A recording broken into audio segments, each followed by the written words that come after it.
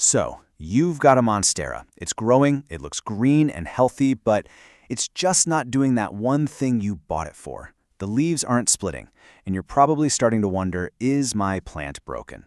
Well, I'm here to tell you it's not.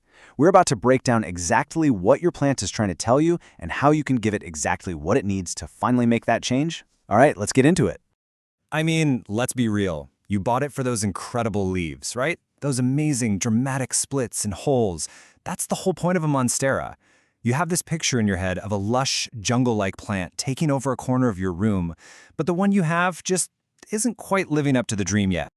And you've probably been through this cycle. You see a new little leaf getting ready to unfurl, and you get so excited. You think, okay, maybe this is the one. And then it opens up, and it's just another solid, plain leaf. It's not dying, sure, but man, it can feel so disappointing. It's really frustrating.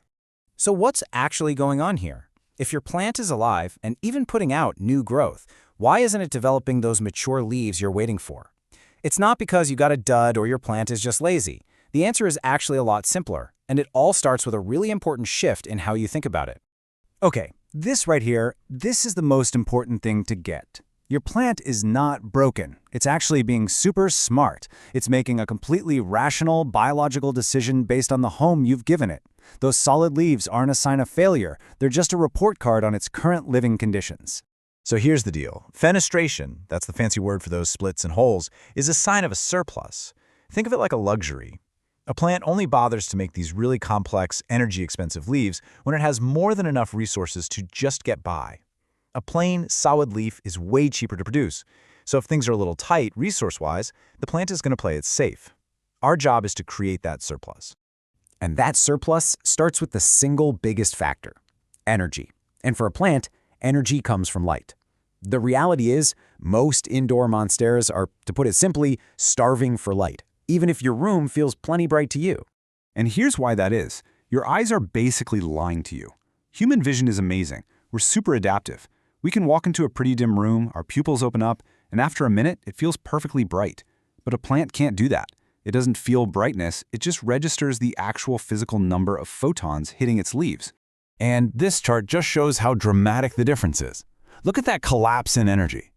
Outside on a sunny day, you're getting something like 50,000 lux. But move just a few feet inside near a window, and you're already down to 1,500. And in the middle of that same room, you could be looking at 200 lux or even less. To your plant, your bright room feels like a very, very dark cave.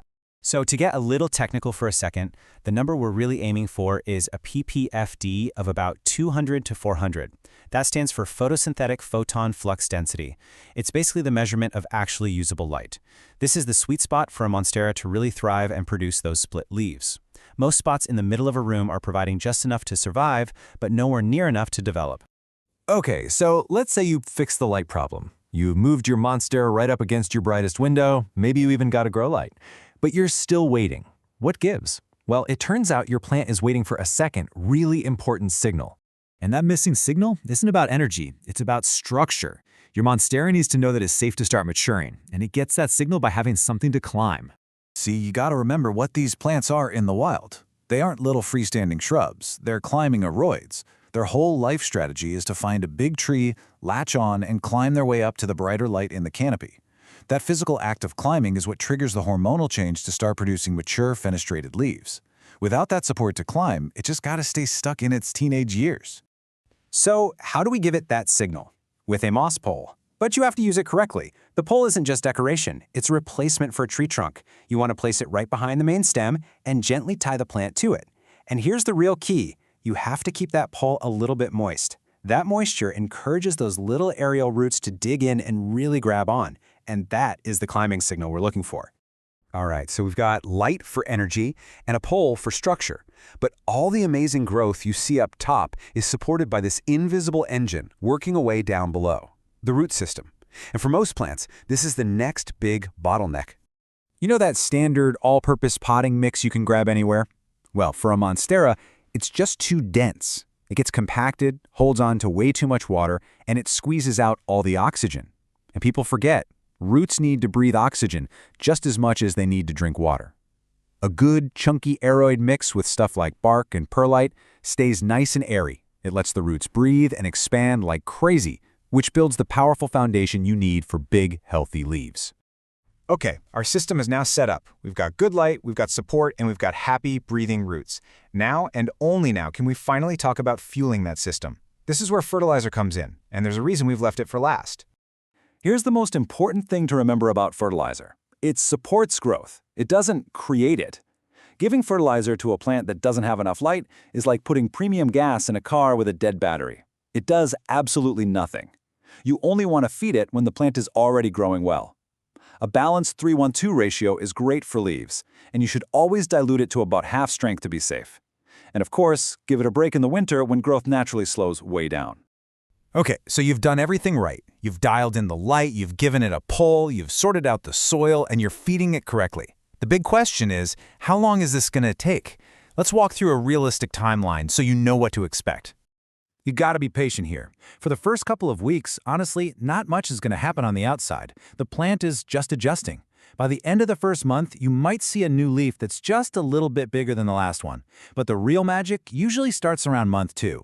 That's when you might see the very first tiny little hole or split.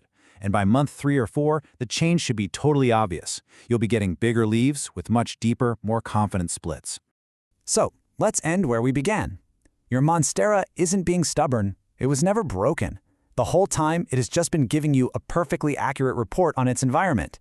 Those solid leaves were just its way of telling you that the system didn't have enough surplus to support mature growth. So now that you know how to read that report, the only question left is, what is your plant telling you today?